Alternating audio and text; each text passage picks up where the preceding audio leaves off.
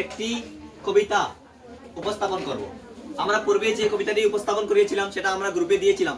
তোমরা সেই গ্রুপ থেকে দেখে অত্যন্ত সুন্দর করে তোমরা আজকে উপস্থাপন করতে পেরেছো, যাতে আমি খুশি হয়েছি। আজকে আমি যে কবিতাটি উপস্থাপন করব সেটা আমি তোমাদের গ্রুপে পাঠিয়ে দেবো। তোমরা ঘরে কি করতে পারবে, সেটাকে দেখতে পারবে এবং আবার পূর্বের মতো প্রস্তুতি নিতে পারবে। ঠিক আছে? আজকের কবিতাটির নাম কি? Mary lamb. কি নাম? Mary lamb. মেরি একটি মেয়ের নাম। মেরি কি? আর ল্যাম্ব মানে কি?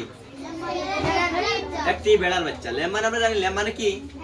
বেড়ার বাচ্চা। মেরি ল্যাম্ব মানে মেরির একটি বেড়ার বাচ্চা। কবিতাটির নাম দেওয়া হয়েছে। কবিতার প্রথম লাইনে বলা হয়েছে Mary had a little lamb. Mary মানে কি? একটি মেয়ে। হ্যাড মানে কি? ছিল। হ্যাড মানে কি? ছিল। এ মানে কি? একটি। লিটল মানে কি? ছোট্ট। লিটল মানে কি? ছোট্ট। ল্যাম্ব মানে কি? বেড়ার বাচ্চা। তাহলে পুরা লাইনের বাংলা অর্থ কি হবে? মেরির একটি বেড়ার বাচ্চা, ছোট্ট একটি বেড়ার বাচ্চা ছিল। মেরির একটি ছোট্ট বেড়ার বাচ্চা ছিল। বুঝছি? 2 নম্বর লাইনে বলা হয়েছে its fleece was white as snow.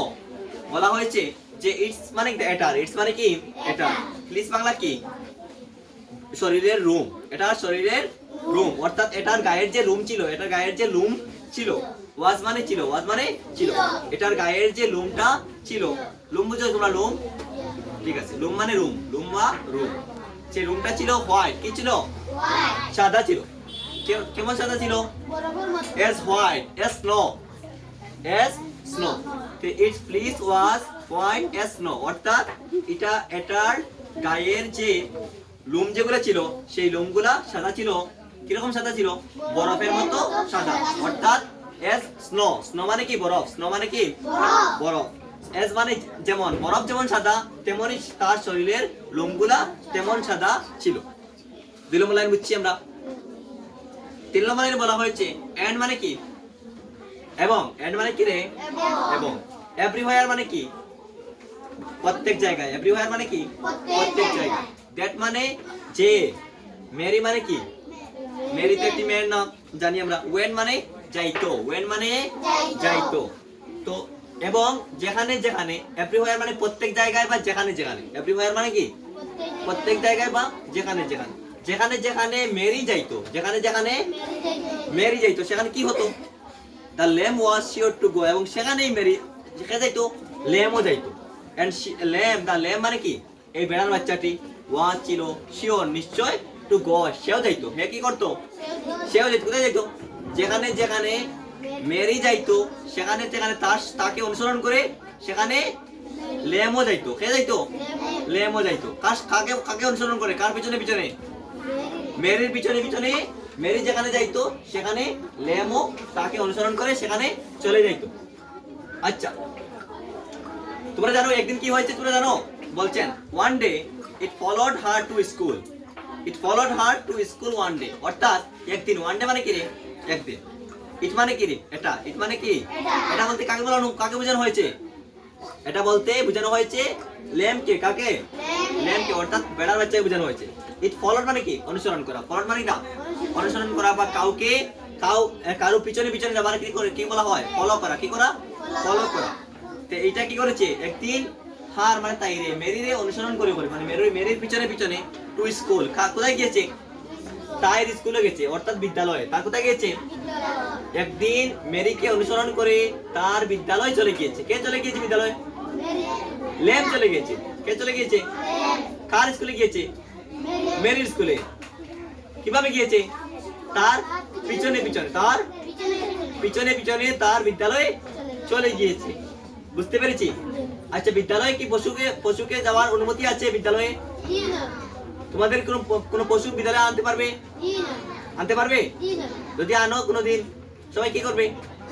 সবাই হাসাহাসি করবে। ঠিক আছে নানি? এটা অনুমতি আছে বিদ্যালয়ে?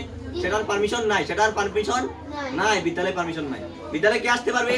শুধু তুমি আসতে পারবে, আর কেউ আসতে পারবে না।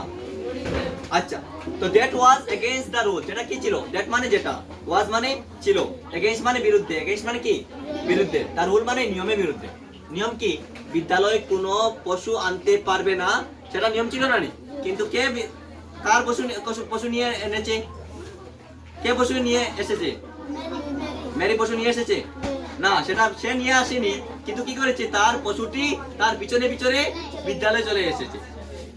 কিন্তু সেটা নিয়মের ভিতরে না, না নিয়মের বাইরে, নিয়মের বাইরে। ভেরি গুড, তোমরা বাংলা শুদ্ধ ভাষা বুঝো, ভেরি গুড।